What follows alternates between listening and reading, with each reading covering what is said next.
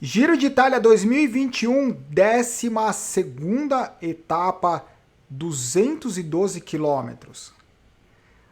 Após a etapa de ontem, os caras subirem na bike para fazer 212 quilômetros com essa característica dessa altimetria, é difícil imaginar como que tá a perna dos caras. Principalmente por conta da dificuldade de se formar a fuga hoje. São 212 quilômetros, obviamente, dependendo de onde você estiver assistindo, eles começam a transmitir faltando 60 quilômetros, 50, 100 quilômetros.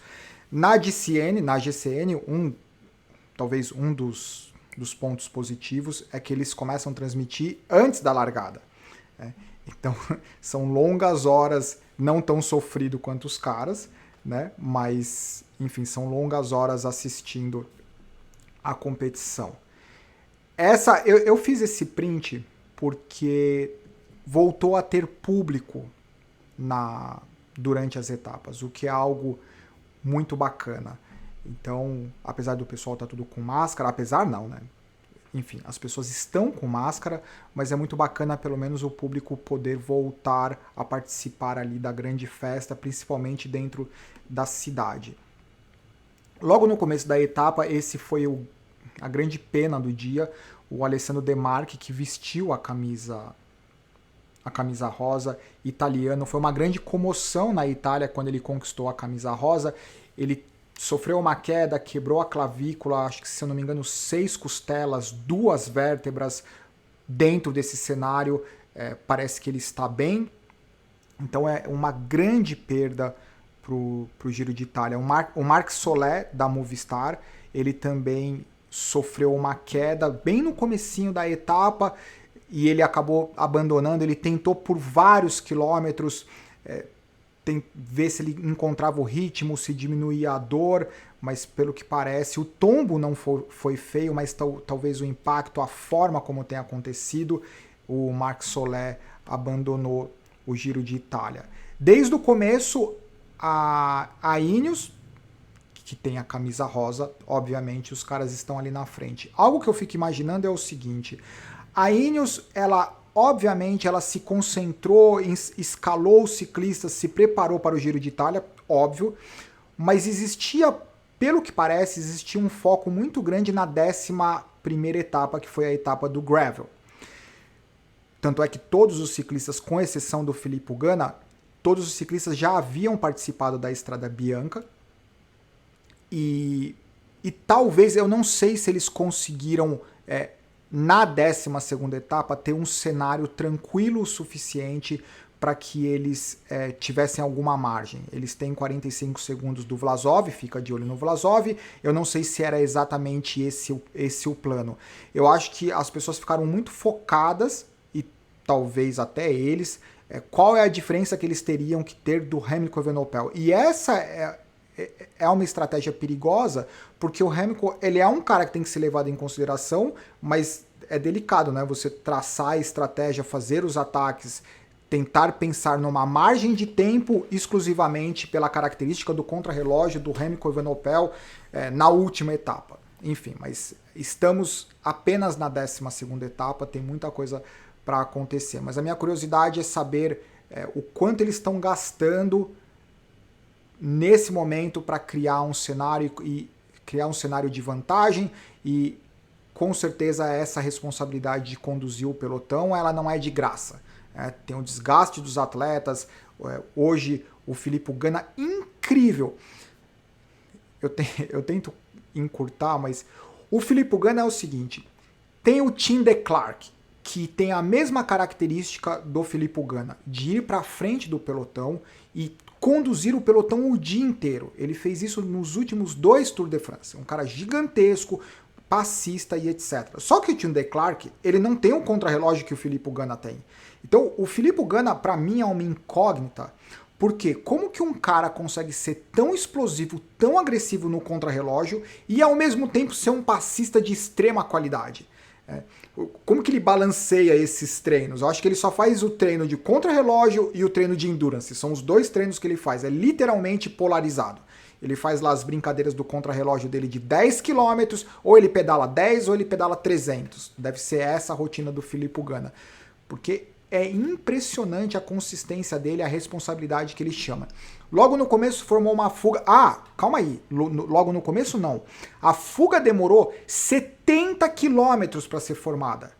Durante esses 70 km, para quem assistiu os primeiros 70 km, imagina 70 km de quebradeira.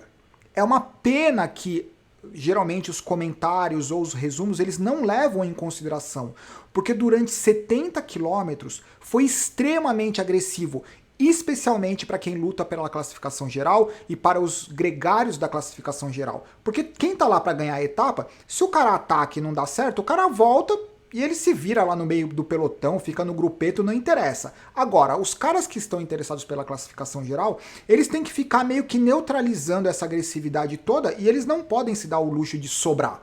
Então foram 70 quilômetros, quebradeira, pelotão quebrado toda hora, vários grupos, e o grupo da classificação geral sempre junto no meio dessa quebradeira toda, o que mostra que todos ali estão numa ótima forma física.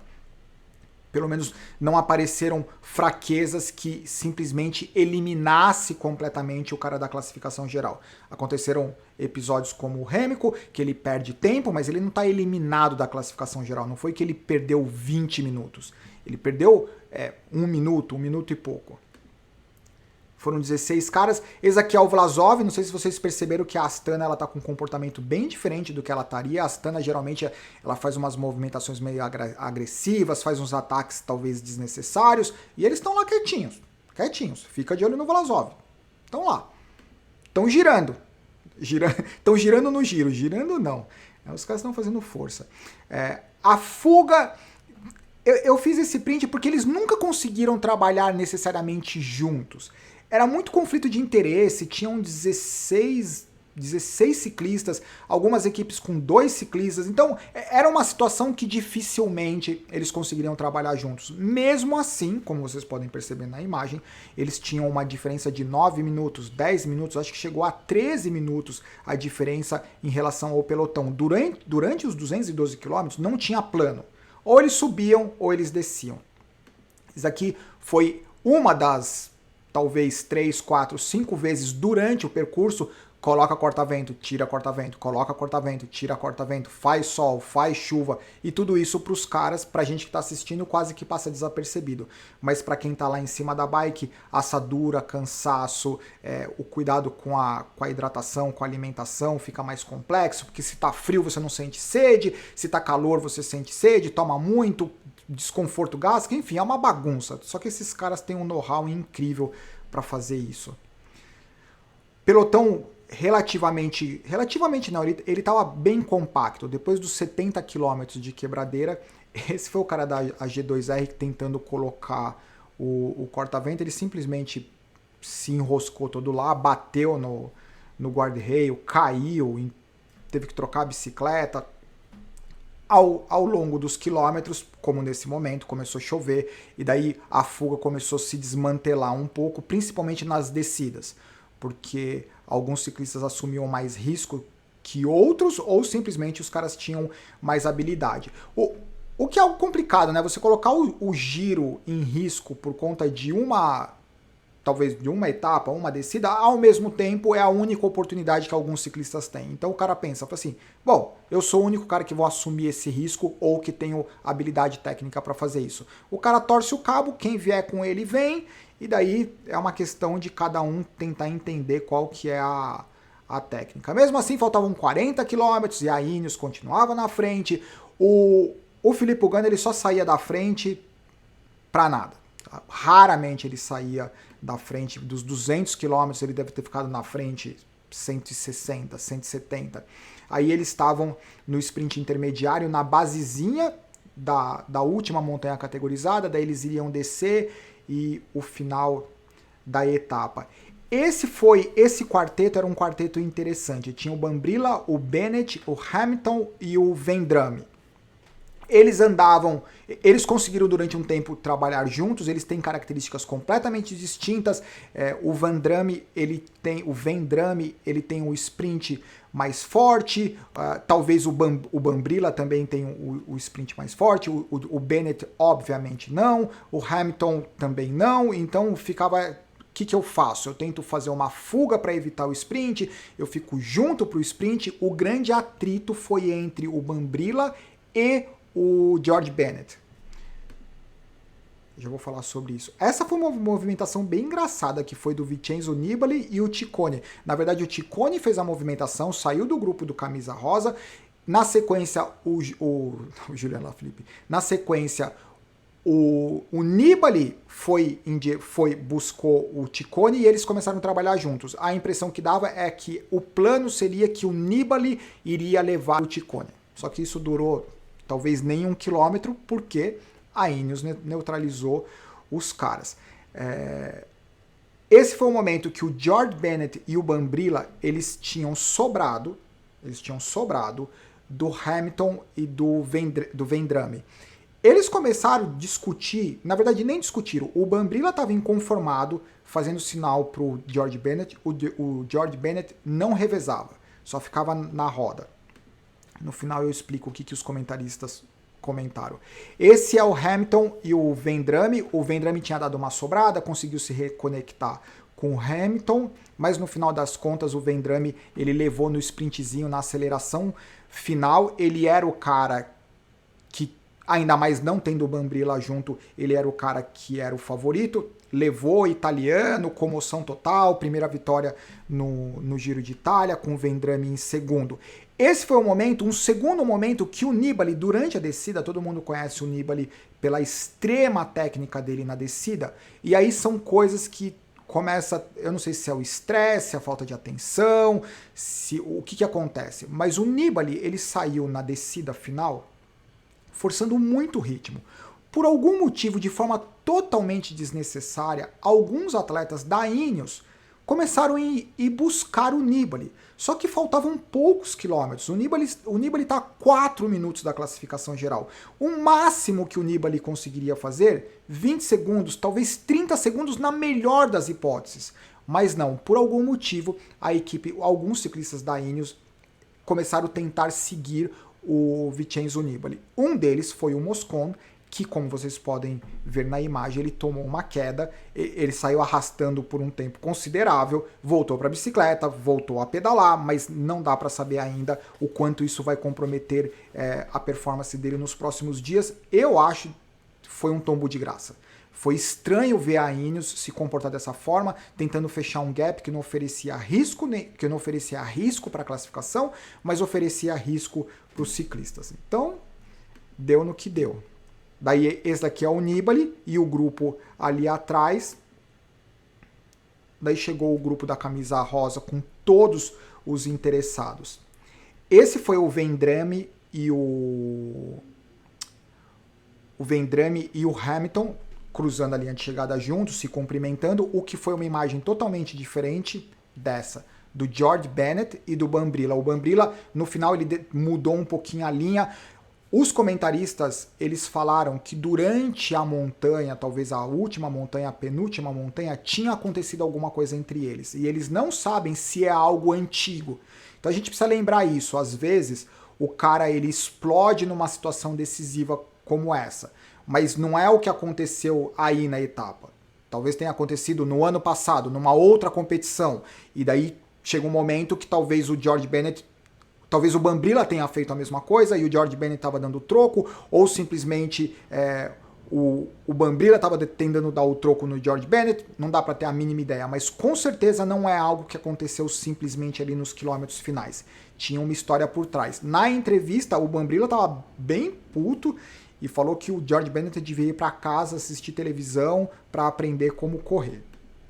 Os caras ficaram bravos. Essa aqui é a classificação, Andrea Vendrammi, o Hamilton, que chegaram juntos, daí o Bambrilla, o Bennett, começaram a chegar os caras que estavam na fuga, o primeiro que chegou, enfim, começaram a chegar os caras que estavam na fuga. Em relação à classificação geral, que é o que importa, não mudou absolutamente nada. Tá aí a classificação geral. O Bernal, o Vlasov, fica de olho no Vlasov, o Caruso, o Kart, Yates, Buchmann, Evenepoel, Ciccone, Foss e o Martinez. Eu tô curioso com o seguinte, a Astana não fez nada ainda, a Bike Exchange não fez nada ainda, a Bora fez uma movimentação, então são equipes que por enquanto eles estão guardados, e não dá para saber o que pode acontecer. Eu continuo completamente aberto nesse Giro de Itália. Para mim, o que a Ineos está fazendo é algo fenomenal. O Egan Bernal talvez ele esteja na melhor forma física dele. Eu não descartaria ainda o que o Remco Evenepoel pode fazer, ou até mesmo o que o João Almeida pode fazer. Eu sei que vão brigar comigo, eu só não acredito na característica da The Koenig Quick-Step de operar como uma ótima equipe de classificação geral. Eles são talvez a melhor equipe do planeta para ganhar etapas, para ganhar a prova clássica, mas eu não acredito que eles conseguem operar bem como uma equipe de classificação geral. Mas o Remco Evenepoel ou o João Almeida, eles podem fazer algo individualmente, principalmente o Remco Evenepoel, mas eu ainda ficaria de olho no Kart, no Yates, no Caruso e fica de olho no Vlasov, certo? Deixa eu te mostrar um negócio pra vocês. Deixa eu ver se entra. Esse aqui foi o Bambrilla na entrevista, tava puto. Nada é por acaso, né? O que aconteceu? Por conta do que aconteceu com o Remco na 11ª etapa, começou várias especulações. Se tinha tido conflito interno, se não tinha tido. Antes da etapa, eles entrevistaram o diretor esportivo, o João Almeida, e entrevistaram um outro atleta. Eles deram explicações completamente distintas. Um falou que o rádio não estava funcionando, o outro falou que a televisão do carro não estava funcionando, e parece que o diretor esportivo disse que o Remco simplesmente teve um dia, não foi um bom dia, que ele sentiu a perna. Então, daí, curiosamente, eles colocaram esse post hoje, meio que não, tá tudo bem entre os dois, tá tudo legal. E eu espero realmente que esteja tudo bem entre eles. Eu acho difícil, porque deve ter uma situação ali, deve ter uma rachadura, mas isso é normal, dos caras são profissionais, eles têm que lidar com isso, certo? É isso, galera, abraço, tchau, mais uma etapa do Giro de Itália.